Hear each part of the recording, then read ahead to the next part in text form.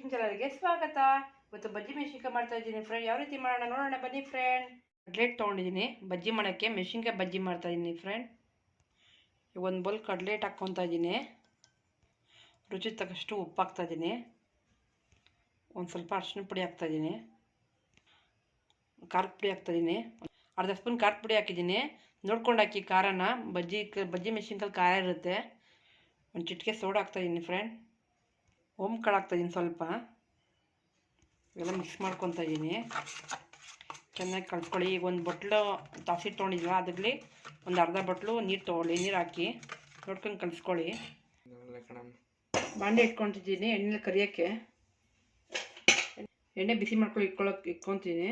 ಎಣ್ಣೆ ಕಲಸೋಷ್ಟೊತ್ತು ಫ್ರೆಂಡ್ ನೋಡಿ ಗಂಟಿಲ ಕಲಿಸ್ಕೊಳ್ಳಿ. ಇದನ್ನು ನಾನು ಜಲ್ದಿಲ್ಲ ಹಿಡ್ದಿದ್ದೀನಿ ಕಡಲೆ ಹಿಟ್ಟು. ಒಂದು ಸ್ಪೂನ್ ಎಣ್ಣೆ ಹಾಕ್ತಾಯಿದ್ದೀನಿ ಫ್ರೆಂಡ್. ಕಾಯಿಸಿರೋ ಎಣ್ಣೆ ಹಾಕ್ತಾಯಿದ್ದೀನಿ. ಗರಿ ಗರಿ ಬರುತ್ತೆ.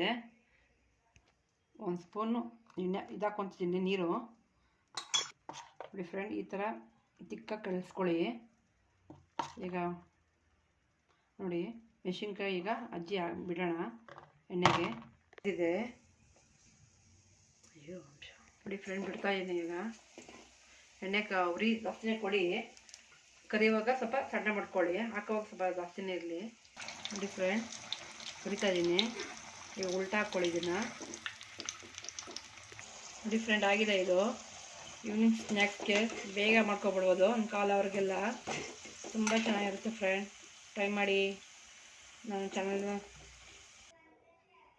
ನೋಡಿ ಫ್ರೆಂಡ್. ಇವತ್ತು ವಿಡಿಯೋ ಬಜ್ಜಿ ಮೆಣಸಿನ್ಕಾಯಿ ಬಜ್ಜಿ ಮಾಡಿದ್ದೀನಿ ಫ್ರೆಂಡ್. ನೀವು ಟ್ರೈ ಮಾಡಿ ಫ್ರೆಂಡ್. ಶೇರ್ ಮಾಡಿ.